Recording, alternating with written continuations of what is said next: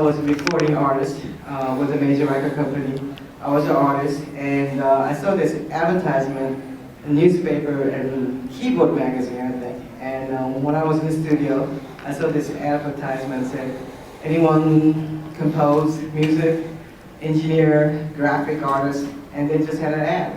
So I decided to send my resume and my demo tape to Konami. And this was 20 years ago. Remind you, this is 20 years ago. And it was like Mario, Nintendo, beep, beep, beep, beep, beep, beep. You know, it's really stupid music. And when I applied, all the record companies thought I was crazy. Why would you want to write music for video game? Nobody knew, okay? Everybody thought I was like, wow, she went crazy, writing music for video game. A lot of record company executives call me, it's like, are you writing music for video game? What are you mind? I said, no, this is gonna take off. Watch me, in 5 years, video game music's gonna be, you know, it's gonna be crazy. You know, you see. So, I got a job at the Konami. They called me and they interviewed me. They saw my resume, they heard my music, and they wanted to see me. So when I walk in to Konami, they interviewed me. Just a 45-minute conversation with the president of the Konami at that time. He was handling the music. So I went in, I talked to him for 45 minutes. Right on the spot, I got a job, okay? And like I said, this is 20 years ago, so there's no competition. I think I was the only one actually applying to that company. But they told me there's like 10,000 people apply for the music job or something, graphic. But I was the only recording artist at that time, so they're like, do you really want to write music for a video game? I said, yeah, this is gonna be great. So they couldn't believe that I actually wanted to write music for a video game. And after that, they didn't call me for 3 months, 4 months. And I got a call and they told me, well, you need to go to convention center, just like this, in Tokyo Convention Center. They were doing the video game. It wasn't big at that time. Like I said, it's 20 years ago. So they're like, I want you to do research. I want you to go all the booths and check out all the music, and you come back and let me know what you think about the music for video game. I'm like, okay, you guys doing a great game, but I didn't really care for the music because all the Japanese companies were writing kawaii, cute music, more like Japanese pop culture music. And I said, if you really want to make it to America, you really got to switch up the game. You really got to write music for American market. You can't write Japanese music. So they're like, yeah, that's why I want to hire you, and I want you to write music for the video game. So that's how everything started out. And I met Hideo at that time, Hideo and producer, and we used to sit in the meeting room, and they were talking about, yeah, Hideo have a new game coming out, but it's not ready yet. I should have known, okay? And he's like, yeah, I'll let you know when I'm ready. And I thought, talking about a month, 2 months. No, it wasn't 2 months. It took another year for him to come back and say, I have a game ready, I want you to write music. Okay, in the meantime, so I had that time, so I ended up writing, working for Castlevania Symphony, ending themes, which I wrote in LA. And then, still he wasn't ready. So he's like, well, I'll hook you up with another guy, Akira Yamaoka, Silent Hill. And at that time, I don't think you understand that Silent Hill was actually produced by one guy, crazy guy. He was actually living in Konami for a year and a half. They had about 10 screens. He was living like a room size of this room, like this. And he had 10 screens, and this, I swear to God, he had only one guy who was working the programming, doing the graphic, and he would sleep with sleeping pills. Then he would go to the the bathhouse next to the Konami, a spa, and he would take a shower, he'd come back, and he lived there. Literally, he lived there. He was single, he wasn't married. After he got a family, he decided he cannot work like that anymore. Nobody can, okay? So he worked about a year and a half in the Konami, working on a project for Silent Hill, and I met Yamaoka. At that time, he was a strange guy. We talked, but he wouldn't tell me what he liked. I guess that's just the culture in Colombia. They don't tell you what they like. And I had to kind of read their mind, especially Hideo. I'll get to that later. But Silent Hill, I talked to Yamaoka about doing something, and he said, well, this is kind of creepy game. I said, okay. And he showed me just a little bit. I'm like, wow, this is crazy. This is weirder than Resident Evil or anything I've ever seen my whole entire life. And the sound that he had was creepy. Then he's like, I want the ending theme song and I want you to write music. I'm like, okay. So I said to him, how about tango? He's like, what, tango? Like, you know, Buenos Aires, Argentina. He's like, okay, what do you got in mind? And I told him, he's like, I think at the ending themes, we need to come with something that they're not used to hearing. The kids not hearing tango music or anything foreign. So I told him this is the kind of idea I have. He didn't know what I was going to write. We argued. Then I told him, I'm just going to go to Buenos Aires and come back with you music. And I have money, don't worry about it. I'll come back with the music, you guys can pay me back later. That's how everything started out. It's always like that with the Konami. They have no idea, but I was kind of like taking charge at that time because they're like a video game, they're not composer. And if they want real music, you know, I mean, at that time I was like, dude, seriously, I am the recording artist and you really got to listen to me. I understand American market, I understand the music, what you need, and let me just, you know, write music and record it and come back with the music. I wasn't trying to be arrogant, but they're so, like, not sure what they want because they have never done this before. Like I said, this is 20 years ago. They had no idea what the industry is going to be. And they didn't even know the video game is going to go up like this. So I came back with music for Silent Hill. Akira was very impressed. And I didn't talk to him for probably 15 years after that. And I ran into him in LA and we went out. Then he's like, he told me he was young, he didn't know how to express himself. And we went out and hung out and we became really good friends afterwards. And he quit, of course. I think everybody who has the talent in Konami, they all end up quitting. And I can't really get into that really in details, but it's a culture and a video game, and if you're creative, I think it's very difficult to work in a company. I really think if you're creative, you really can't work in a Japanese company. It's really, really difficult, and they demand. And when they said deadline, they mean deadline. You got to deliver. So I worked for Konami, and especially for Hideo, he would call me 3, 4 o'clock in the morning, and can you do this by tomorrow morning? So I had to get up. I'm up all the time. When he's, you know, I never really took a day off when I was working with Hideo.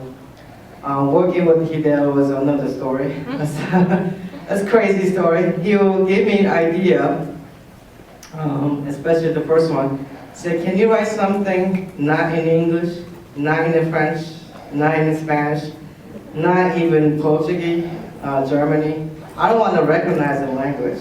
I'm like, what? What kind of language do you want? I don't know. Can you find something that I cannot recognize? I said, okay, how about Gaelic? He's like, Gaelic? What the hell is Gaelic? So next day I go in there with 100 CDs with the Gaelic traditional Irish music, and I had to educate him and his friends and his people. So we sit down and listen to hundreds of CDs, and he's like, okay, this is it. I really, really like the language. So what kind of music are you gonna write? Well, you said you didn't want to recognize the language, so we're gonna go something that you don't recognize the music either. So I told him, like, I have an idea. We could do Gaelic, and we could do traditional Irish music plus Gaelic and Gregorian chant from 14th century. He's like, what kind of music is that? Why don't I just write it and I come back with it again? And they didn't really have a whole lot of budget then. This is 20 years ago, so Now they have a budget, but back then they had no idea. So he told me we really don't have a whole lot of budget, and they didn't have a whole lot of budget. But I was already working for like 4 or 5 different projects with the record company, so I didn't care. I'll tell you what, I'm gonna go island, I'm gonna record it, I'm gonna come back. So that's what I did, and that was the best is yet to come. I don't know if anybody know that song. The opening theme song for the Metal Gear Solid, and the snakes going underneath the water, submarine, opening iconic music. They used that for Shadow Moses. So that's the music, I record that music, and that actually probably a lot of fans telling me that's their favorite songs all time. So I'm kind of glad. And that's kind of like another story was I went to Ireland. I had no idea I had to record the music. It's such a crazy place. They didn't have a full, I'm like so used to having the full board SSL $1 million studio. I went in, Ireland is not like London. It was like the countryside. I ended up recording next to chickens and dogs, cows, Irish wolf at night. I almost got killed. It's like I had to stop recording when I ever hear chickens crying or whatever they're doing, the sound. So, and it was so analog, it's not even funny. And the singer actually drove 6 hours to come and see me. I never met the girl, and I knew a lot of people in the industry, so I asked my A&R, the record company. He actually gave me the engineer's name, and I contacted him, and he actually got all the musicians from all over the island. And at that time, not that you guys know Riverdance, but Riverdance was just taking off, and that's how I recorded. And you know, it's just like he never had no idea what I was about to do.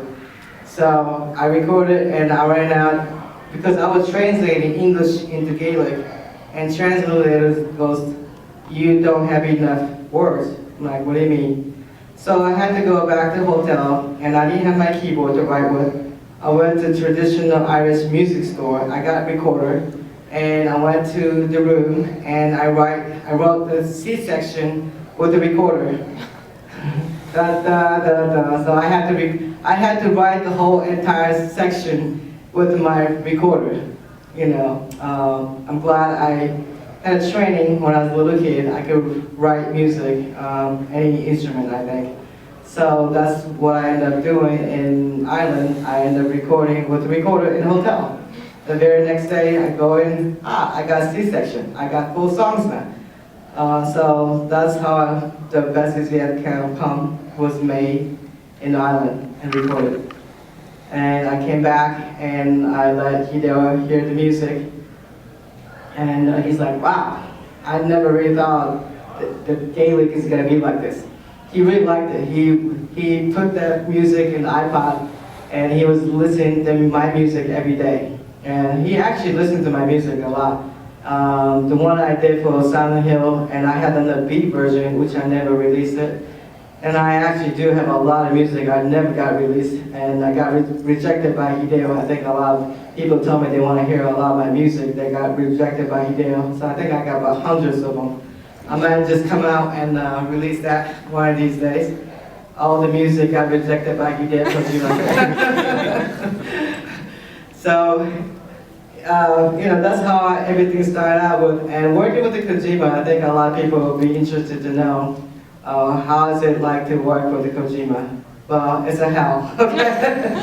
I'm not gonna lie to you. He has no idea what he wants, and he goes back and forth. You know, he listens to the music, and he goes, I don't know, can you write me another one? And that just goes on and on and on. And I deliver, and he's like, I don't know, then he goes back to the first one. And I know he's gonna pick the first one, but I'm not gonna say anything. I'm just gonna let him do his course. And then, you know, I'm just gonna write 10 times till he say yes, and he go back to the first one. And that's how everything goes. And that's it's just how it goes. It's a hell. And he will tell me he want to get someone from Hollywood, film score guy. First he's like, Hans Zimmer. I'm like, Hans Zimmer? No, he's not gonna do a video game. Hans gets like $8 million. We can't afford him. It's like, wow, $8 million. Yeah, he's only working like the biggest blockbuster film, and he's got budget like $200 million. $8 million is only like, 3%, not even that, 3-4% of the budget. So we can't afford him. He's like, okay, how about his, his composer that working for Hans? Okay, we could do that. How about Harry Gregson Williams? He's like, yeah, I like him. So then he didn't tell me. He actually went to talk to Hans without me, and he got rejected. Then he calls me. I need you to do me a favor. Do you think you could go to Hans Zimmer's office and ask him, what did you do?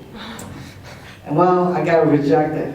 He should have told me. He does this all the time. He always called me. He wants to be the man. He wants to call the people on their own. They think they could do it, and they always get rejected. So that's where I come in. So I would call them and make an appointment with the Hans, and he laughed at me 20 years ago, by the way. He's like, video game? What? He's like, what the hell is a video game? Oh, that's Japanese thing. We're Hollywood. I'm like, okay, that's cool. I could deal with that, So he got egos, and he's making money. So, but I want to use, not you, I want to use Harry Gregson Williams for the video game called Konami. And he's like, I don't know about that. You could ask him direct. So I called Harry, and I had dinner with him. I convinced him to write music for Hideo. That's how everything started out. So Harry agreed, and I became liaison. I should never really agree with that. So I became the middle person between Hideo and Harry. So I was always in the middle. Hideo would tell me something, Harry would tell me. I'm like, okay, I'm the mediator. I had to be like, okay, I can't really tell Harry, I can't tell Kojima, because they're both artists. So if they, really understand, Hideo doesn't understand music, he'll tell me something. Can you write music, action, 1, 2, 3, 4, 5? That's how he gave me order. 1, 2, 3, 4, 5. Action, 1, 2, 3, 4, 5. What's that mean? You know what I mean? So I had to understand what he wants. And I had to write 5 versions of actions. Then he would tell me sneaky version, 5 version, and ambient, 5 version. He doesn't know what. He has no idea. He's like, no, I want you guys to give me idea. I'm like, oh God. So I had to specifically tell Harry, this is the tempo. We're gonna break it down to 4 sections, and we're gonna do action 1. And I will tell him, I want this loop, I want this, and then I will have a 30 seconds, 30 seconds, 30 seconds, 30 seconds, and the whole entire music can be about 2 minutes, or maybe longer. About 2 minutes and 30 seconds or something for one cue. And we could cut and paste later on. So I had to tell him, break it down how I want it, and that's how we start working. And that's 20 years. Went by so fast. And it is like working with him. We never read the script. I never read the script. I actually saw the Snake's character, just a sketching. We never really saw the video. Hideo works totally differently.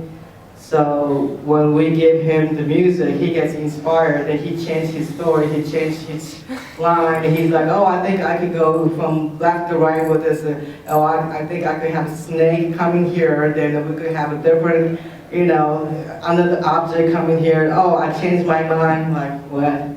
Oh, can you do it faster than this one? I'm like, okay. That's how he gets inspired, and he starts writing, his story differently according to music. So if we give him something, something that he's inspired to write, then he will write, differently.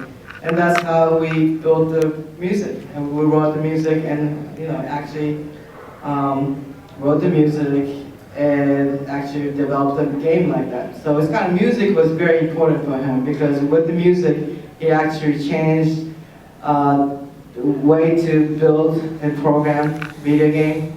So it's not like other video game company or video game director. They have a script, like Hollywood, they actually have a script. He will write the script every day. He has a script like this. So he changed his mind every day. He writes the script every day. So then he don't like it, he goes back and he will erase it. Oh, I like it. Let's go back. And so it's not like everything's for sure. So that's why his video game is 2 years, become 5 years, 5 years, become 7 years. Because he has no idea what he's doing. Every day he feels like, oh, I want to change here. I want to change there. Oh, I don't like that music.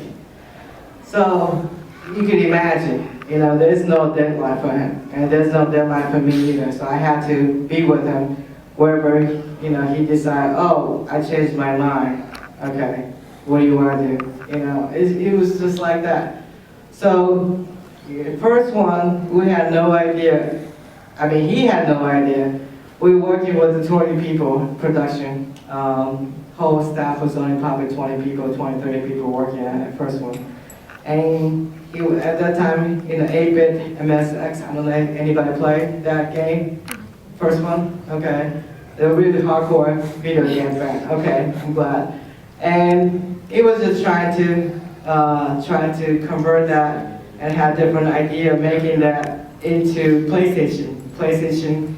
And they had no idea because that was the first time they ever actually going to build Sony platform. So they had a difficult time, the software developing the video game because they had no idea how to work with PlayStation. No idea actually there's going to be a market in America or in the world.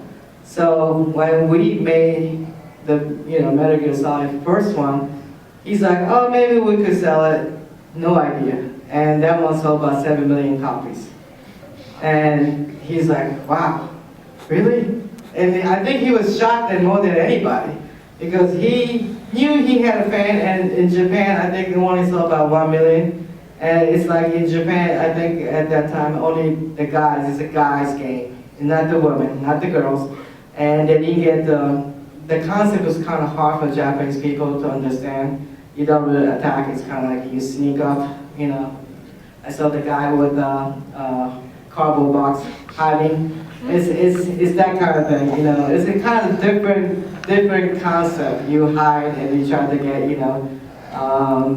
it's not attacking, game like a Call of Duty or anything like that. So it's a different, I think it was a brand new concept. And I thought it was brilliant. And, it was just like, we were like stunned. It's like, wow, 7 million people bought this. Wow. So he's like, okay, the second one. Okay, what are we gonna do? The second one, he's like, oh, I think I wanna go to New York. You do? Okay. We could go to New York. And he's like, well, since New York, well, jazz. Can you write jazz since you're a jazz musician? Like, okay. Then he's like, can we do audition in New York? Like, oh God. He wants to be the director. He wants to be the sound producer. Yeah, it gets better later on. He wants to write music, okay? So the second one, we decided to go to New York. We did the audition. He didn't like any of the singers.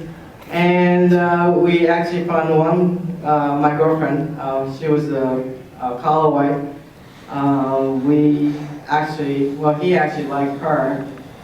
Because she sounded like a jazz musician, and he had the request, he wanted to sound like Helen Mirren.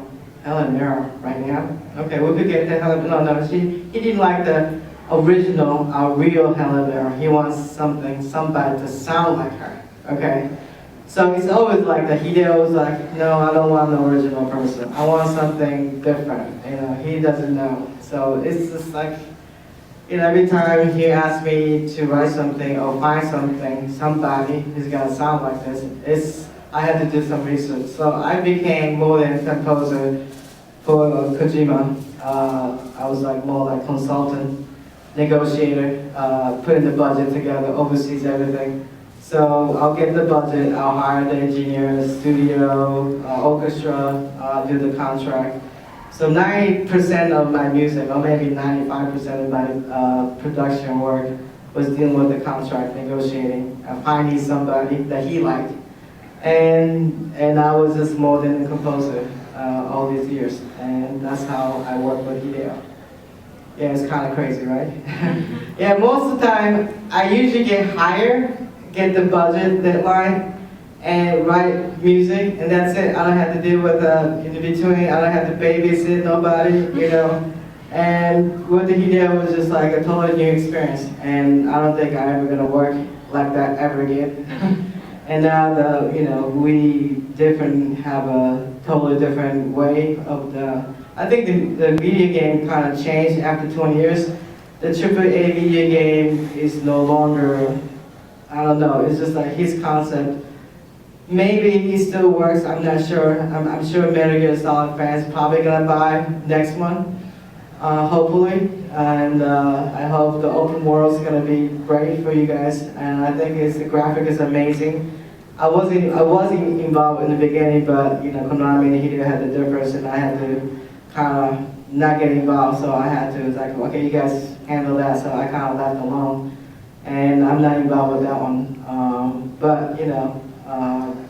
I think I was there for the best time. The first one, second one, third one, fourth one, and the first one, I really think that's the best one out of all, I think, because we were so young and naive, and we were just doing it. We go out, hang out, go out drinking. Irish, oh, let's go to Irish pub. We need to feel the Irish music. I'm like, okay, whatever. That's how he's like, we gotta go out and hang out and, drink, dark, what's that, Guinness? We gotta drink Guinness beer. First, we go to Irish. Tomorrow, oh, we gotta go Irish pub in Roppongi. So that's how it went, and we went out. He had to ask his wife for the money so we could go out. So we didn't have the company expense at that time. But like I said, we were just doing it because we wanted to do. I just wanted to write music for video game, and I thought that's gonna be the future, and that's how I got involved with Konami like that. So. Do you want to open it up to questions? Yeah, I want to open up the. Hi. I just want to say thank you for all your tremendous work with video games. It's now become much more than just video games in general. Like movies like Wreck-It Ralph and American cartoons like My Little Pony are actually taking notice of Metal Gear Solid and Castlevania. And on that point, do you think that video games are really becoming much more than just like you're playing on the controller? That they're actually becoming almost like an art style unto themselves, that they're becoming more cinematic, and the work that you do, music, how it changes, it sets the tone of these various worlds, these various aesthetics, like whether it's the creepy ambiance of Silent Hill or the desolation of Shadow Moses, or even the fast-paced adrenaline rush of Castlevania. Do you think like video games are like evolving to the point where it's almost like you're playing a movie, or you're playing like this art? Well, Hideo always thought, well, this will happen. Hideo actually wanted to make a film, and in Japan there's not a film, and he couldn't find a job as a director in Japan, so he decided to work at the game company. It's true. He wanted to make a film, so always he loved films, and he sees puppet film every day, and he's like a really maniac about researching film director all over the world, and he likes independent film, and he always liked independent artists. So he doesn't want to use a major artist for the music. That's why he picked me, because I wasn't really major or anything like that. He just liked my sound at that time. And he's always wanted to make film. He wanted to direct a film. That's why I think his game is more than just a game. It's got a story. I think he's the only one who actually create like a film, or even more than just a film. He could be Jerry Bruckheimer anytime, any day, and his angle, the usage of his angle, the video game is like a film, or more than a film, to me. And I think he actually inspired a lot of Hollywood film directors, because his game was made like a film, Hollywood style, and he always inspired, and he loved Hollywood movies, and he's really studied and researched the angles and the different type of just the camera work, and he's just like he's an innovator in that sense. I think he's created what video games should be, and that's why now the Activision, Call of Duty, and other game is it's gone. They have more budget than us, so they could hire the best scriptwriter and the graphic artist. So it's kind of a shame because the video game actually started out in Japan, and now it's other country, even Finland, is taking over the best video game. I mean, actually, the mobile game is like now is not in Japan. It's like even AAA video game is not really coming out from Japan. And so I want to know how it's going to do well. I hope it's going to do well in September for his new game, because he's kind of like, well, he and other guy, Minami, the guy who created Resident Evil, Devil May Cry, Street Fighter, and he quit the Capcom, and Kojima was talking about how Japanese video game company was, first it was hot, they were the only companies making the hot video game, and now all of a sudden 20 years later, Japanese video game companies not making hot video games, so they really, don't know what to do. They're like, what happened, And I thought this was gonna happen because with all the resources they have in Hollywood, you really have to kind of switch the game and really understand. Or maybe we could hire a lot of Hollywood graphic artists or programmers to make the video game. And first they were like reluctant to hire a lot of foreigners, but now Konami has a company in America, and they start to hire the American people to do their mobile game and American video games. So it might be different, I'm not sure, but now the Konami has a different direction, different concept. The CEO he really want to do just an online game and a mobile app. And I think the biggest problem they have with the Hideo company is like, I think the company told him, we should just concentrate on the mobile game. And he's like, what? No, we can't make a mobile game for Metal Gear Solid. It has to be AAA console game. And so at that time, he didn't have a choice but to leave and create his own. So I hope he'll make his own studio and make a new game. It doesn't have to be Metal Gear. He could create a new game. And he had an idea to create the new game. So I hope he could do it, First of all, I want to thank you for sharing your stories and experiences with us. They were incredibly enlightening. So, I've been curious about something. A while back, I played one of the Dance Dance Revolution arcade games, and I noticed there were songs in it from Akira Yamaoka. So I was curious if you had done any songs or remixes for Bomani games. No, I asked them, can I do Dance Dance Revolution? Oh, we don't have a budget for you. You're too expensive. So I got rejected. I really wanted to bring a real hip hop music, and I thought, why? In the beginning, the Dance Revolution, the music was horrible. How do you gonna dance to that? How are you gonna dance to Japanese pop? There's no group. It's like you gotta make a real music. So then they look at me, it's like, you're talking a real budget. We don't have a real budget for that. They're like, okay. But I could get licensed to other, Universal, Sony, and they didn't think about that. They didn't understand the music license. So they didn't want to, now they could license, they're talking about Motown music to Michael Jackson and all that. So I told them we could license music from any record company, but they didn't understand how everything works. Hey, I really enjoyed your work in online games, so I just wanted to put that out there. The other is just a really simple question. Or actually, I guess two questions, but really quickly, maybe you said this earlier in the panel, but I wasn't here for it. Have you ever played any of Kojima's games at all, or tried to at least? Yes, and I suck. I'm not gonna lie to you. I couldn't even make it to the elevator. I just sit there, stand there. The first one, the elevator, I'm stuck. I keep going back and forth. I keep going back. Every time I move, I'm going back, and I could never pass it. I did pass, go down there, the elevator. I said, Hideo, this is too hard. Just tape it at that time. Just videotape me, my music, where the scene is, and I could see it. Because it's too hard. I'm never gonna make it. It's gonna take me a year to finish the music for the video game. So what I want you to do, just record, put me in the VHS tape, so I could understand. I could see what I did. So every time he would give me a CD-ROM, the second one, and he would show me, oh, this is what I did with your music. I'm like, oh, that's how you use it. Okay. I would never. No, I'm not gonna lie to you. I cannot play his game. It's too hard. Yeah, and then my other question is, Metal Gear Solid 3 is probably one of my favorite games, mostly cinematically. I like the themes of 2 the best, personally. But I was just wondering, like, out of 3, what's your favorite song that you made for that one? I still think the first one, the best is yet to come, because it was just like, we had no idea.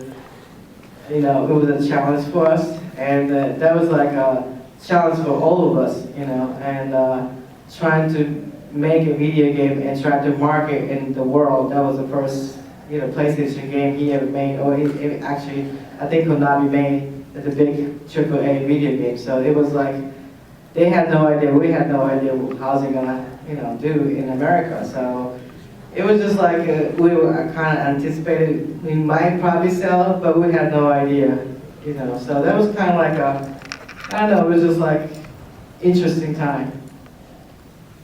And it still was like, we were just a small, you know, staff. He didn't have 300 people working.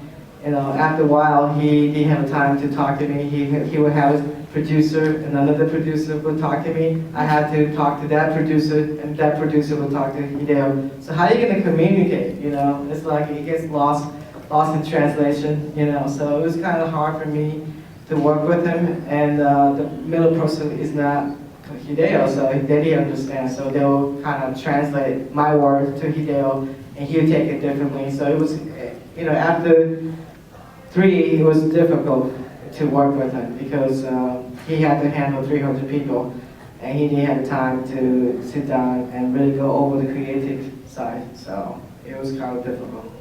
So I kind of remember the time we used to hang out, you know, and just talk about what can we do. We just sit there and talk about, you know, nothing. You know, we just go out and hang out, have a good time. And to me, it's that kind of creativity and that kind of space, and it's very important. And it's not, then he became really corporate, and the company went IPO, and it's kind of, it's different agenda.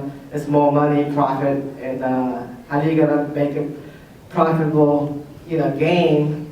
You know, and how could he be creative when, you know, the guys always thinking about the money situation, you know. Other people will remind him, you know, but he didn't care, so he's just like a delay his deadline. 2 years, 3 years, 4 years, you know, and that's why this one took him about 7 years, because he didn't know. He keep going back and forth, and that's how he is. You know? I know the game is canceled now, but did Hideo ask you to work on the new Silent Hill? No. I think it's canceled, because he actually is no longer, after September, he's not going to be working for Konami. So because the issues, I'm not sure, if right now it says they kind of canceled Silent Hill, but I doubt that Konami's going to let go that franchise, you know, because the movie's doing well, and maybe this year they you know, they had to kind of deal with the, you know, Hideo situation. So maybe next year, maybe they'll realize, oh, we should make it, you know, Silent Hill, and maybe they'll kind of make something, you know, work with Hideo later on, maybe next year or something. But this year is kind of touchy. They're both kind of like emotional, and Japanese people, when they get emotional, they get really emotional. So it's not about the business anymore. It's about egos, I think, you know, and I can't really say, but it just has to take a time to heal, and I hope everything works out with you know, Konami and the Hideo situation. And because it's not fair for fans, because everybody's waiting to, you know, see the video game, the new video game, and I can't see Hideo's gonna, you know, even he get funded by somebody, hedge funds, whoever, fund him to make another game. I think the fans still want to. I don't know, it's gonna be like Final Fantasy, you know, how many Final Fantasy, they all come up with the 18, 19, oh come on, you know what I mean? I don't think he's gonna do that. He told me he's gonna quit after 2, and he keeps saying, oh, I'm gonna quit after this. It's always like, oh, then he's like, I'm gonna do another one. I'm like, wow. Then you gonna do another one? I'm like, really? You told me you're gonna quit. I was waiting for the new game. And I told him it's like the first one, it's like the second one, that's it. I'm not doing the third one, the fourth one, fifth one. And he told me he wanted to make another game. And the company wanted to, you know, push him to make another game because it's got, you know, it's not getting really popular. So the company's like, well, we can franchise it. you know, and we could make this as like, you know, Final Fantasy 20. Like, wow. You know, and he didn't want to do that. He didn't want it to become like a Final Fantasy, have a, you know, long, like, you know, franchise game, and he wanted to make a new one. But after a while, and I think he got kind of scared to make a new game, because what if I make a new game if I can't sell? You know, he's kind of, you know, started getting real scared about, as a creator, I think. And so we know that Kojima is sort of leaving the Konami behind because of creative differences and whatever. Do you see him sort of working maybe in the movie industry now, since again all this huge part of his games is doing cinematics? Like I believe it was in like Metal Gear Solid 2, it was like 4 hours of total cutscenes when you tally them up. Or do you see him sort of developing maybe a game that's similar to his older work, like Police Knots or Snatch, or sort of that point and click where he builds his own world but very dialogue heavy, rather than like a full AAA, maybe more of a 2D indie game, as in some like Castlevania creator sort of making his own little thing through Kickstarter? You see maybe Kojima sort of doing that sort of new Kickstarter sort of thing by his older IPs? I don't think Hideo was gonna do Kickstarter. I think he would probably find hedge fund or somebody with the finance. I think he's worth more than just a Kickstarter. I'm sure if he started the Kickstarter, I think he could, you know. But for his game, he needs about a couple $100 million. So I don't think Kickstarter is the place to be. You know, I'm sure he could raise $200-300 million on his own. He really wants to. You know, I think that's what's gonna cost for him to make his new game. Another $200-300 million. And I don't know any video game company in Japan can afford that right now. So he might have to find that company in America if he really wants to make it. I'm sure he have a different idea of making something. You know, I haven't talked to him after the incident. I haven't talked to him for a while, so I'm not sure. He only lives like a couple blocks away from my house, so in Tokyo. So I'm sure I'm gonna run into him in the grocery store one day again. So and then maybe he'll tell me. I'm not sure. I can't tell you. But I wish he will make another game. Have you been hired by any American companies for doing composing for them? No, I would like to. Well, what happens is everybody thinks I work for Konami or something, full-time employee or something. I'm a freelance. And I want to work in Japan. It's hard for me to work for other video game company because the loyalty, or you know, Japanese people are like, oh, you work in video, you can't work for us. That's just how it goes. And I want to work for American company, but I think it's difficult because a lot of times they think I'm still in Japan. I live in LA, and they think I can't speak English, so they don't know how to contact me. I don't have anybody repping me. All my life, I actually got all my work on my own. So I don't think they know how to find me, actually. So anybody who works for an American company, yeah, I would love to work with them. She's asking, what's your thought process in making the lyrics? I don't have a thought process. It's not that deep, okay? I sit down at the piano, and I actually write music fast, like 5 minutes. It just comes to me. I sit down. I've been doing it since I was 3 years old, and I became a professional musician when I was 16. So I have to have a deadline. I don't do anything until day before the deadline. I just sit there and like wandering around the street and thinking, okay, what can I do? And working with Hideo like made me like more like psychiatrist rather than a songwriter. So I had to kind of wonder his mind. What does he like to do? It's like more like a challenge for me, and it's not just the beat and lyrics. I had to kind of read his mind. What does he want this time? You know, and that's how I write music for him. And so it's kind of like, if I were working for other artists for a record company, it's so much easier because I have an artist and I know what she or he can sing, the range. So I would just kind of write songs according to that. But for Hideo, I had to read his mind. And that's like 99% of my work. Yeah, it's kind of different. I was just wondering, what are your plans now? What are you gonna do? I'm actually doing a reality TV show. That's my partner over there. He's actually a Grammy Award winner, a hip hop producer. He worked with the Tupac LL so we are working on a reality TV show. It's called Hollywood Dream, and I'm trying. It's like American Idol meets real world. People are gonna live in the one. They're gonna come and live with us, and I have a dancer to singers, rapper, drift drivers. I want to make my own video game with the drift drivers. I have the original drift driver king, Drift King, Tsuchiya Kenichi, and his people. So while I was in Japan, I went to all the race D1 contests, and I actually shot everything like I'm filming, he's filming. I actually bought the DSLR and I became the camera woman, and I'm going everywhere with it. And I'm creating a TV show, and I want to actually launch video game and the soundtrack and merchandise. We have a new line called Icons Sick FUK. It's SYC FUK line. We're coming out the closing line. Show him. We got the hat over there, but we actually wore this T-shirt because everybody's like this iconic T-shirt. So I'm wearing this, but we have a closing line coming up, and TV show and video game. And I'm actually tired of working for Konami. And he did read his mind, and I want to do my own things. And that's what I'm doing right now. I just want to say first off that I'm a really big fan of your song and such, and especially the music. Thank you. And I was wondering, what do you think the most important role of music is in video games?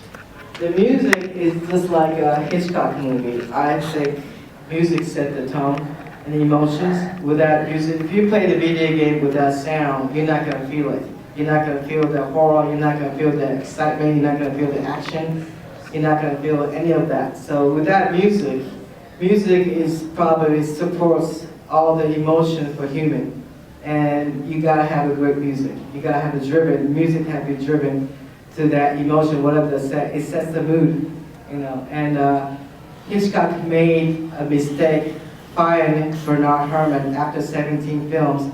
He thought he was the guy, you know. He thought he didn't need the sound, he didn't need the Bernard Herrmann to create his film, but he was wrong. Without Bernard Herrmann's music, Hitchcock was never the same.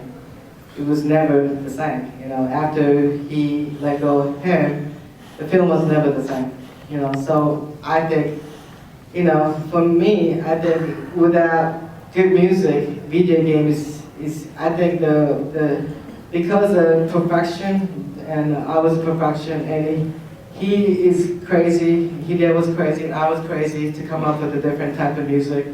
And it just kind of, we were both crazy, you know, we were young and crazy. It's like we had a crazy idea, and it was just like we created a crazy game in music. And we couldn't do that. After the company went IPO, it kind of got real corporate budget, you know. It's like then I got more people get involved. I had to talk other than Hideo. I had to talk to so many people. I go to the company, now I'm seeing the big office and the big table with the 10 people in front of me. Before it was just 1 or 2 people. Like, you know, it just changed. It's just the atmosphere changed, the creative process changed with him. And to me, it's like, I don't know, if you're a creator and if you're a creative person, I think the big company is not the way to go. I think independent is the way to go, you know. So that's why I'm creating my own TV show, video games, closing line, the music. I want to show Hideo, hey, I could do it, we could do it. You know, we could be creating our own with that big company. And I think he worked in a big company for such a long time. In his mind, he cannot leave the company. And since I was freelance and I didn't grow up in Japan, I left Japan when I was 11 years old, and I grew up half of my life here. So my process of thinking is more American than Japanese, so they taught me. So I challenged him. I challenged a lot of Japanese company, and I think it's rare the Konami or actually hire me as a freelancer. I think I was the first freelance outside, other than the employees Konami have. They got like hundreds of composers working for them. But he picked me, so I was really grateful. I had a chance to work with him, and I think we had the best years. A question about the video game. Crazy enough, the first one I ever played was the fourth one. So my question to you was, what was the title of the song you did for the first one, and which The one? best is yet to come, and that was the song that he put in the Shadow Roses section. Or for the fourth game? Yeah. Oh. He didn't want me to write music, he wanted me to just handle the budget. He became corporate. Okay, he's like, no, I want you to just handle the music budget. And that's how, I did that from the beginning, but more like as a writer, he wanted me to kind of, oh, you got the great music already, let me just use the first one. I'm like, okay. So that's what happened. It's okay because I didn't have to go through the agony of talking to him for a year and a half. Getting rejected 100 times, okay? So I was cool with it, yeah. I kind of had a question. You said that you started music at a really young age, at 3. What in your life made you decide that music was going to be your career? Oh, let me tell you, that's what I don't know if you got time for that, but my dad, at what age, I swear to God, age 5, I was only 5 years old, my dad said, don't depend on daddy, don't depend on men, don't depend on the company, especially Japanese company. So he's like, pick something that you like to do for the rest of your life, and skills, and it's gonna get you. So he says, you wanna be creative? You gotta create something on your own. So I said, okay, I wanna write music. So I was 5 years old. So I decided I wanna be a musician. So I didn't have any, regret. And, I knew what I wanted to do. At 16, I was already a professional musician, playing piano at the club, jazz music. So that's what did, I didn't have anything, I didn't know anything at that time. And now I have a choice. I don't think I'm ever going to become a musician. I could tell you that right now. I could probably be doing something else besides music, And at that time, we didn't have internet, we didn't have PlayStation. You guys lucky. You grow up with all the technology, digital world. You got YouTube. Anybody could be a star, and anybody could be a musician. And you don't have to go get a record deal to release your own music. I had to get a record deal, and that was the only thing, Time changed, Well, we're glad you made that decision. Thank you. Young age. Thank you. So now, I don't know, next year I'll be performing with an orchestra all over the world, so I hope you guys could come and see me and hear me play. I'm getting back finally. Now that I have to work with Hideo, I'm free. So I'm going to start performing all over the world, playing my music. So that's, I hope to come back here. And this is my first time in Connecticut. I only went to see, I only went Dunkin' Donuts for breakfast, so I don't know, I haven't seen anything else yet. I hope to see the city later on. And I hope you guys stop by at the booth, okay? All right, so if you guys need a flyer, there's the flyers with Sammy. I always see Sammy. Well, just, I know you guys, just tell me you guys at the, Q&A, and you could get discount, so you don't have to pay the full price, okay? Thank you. So come and see me, and thank you for coming, and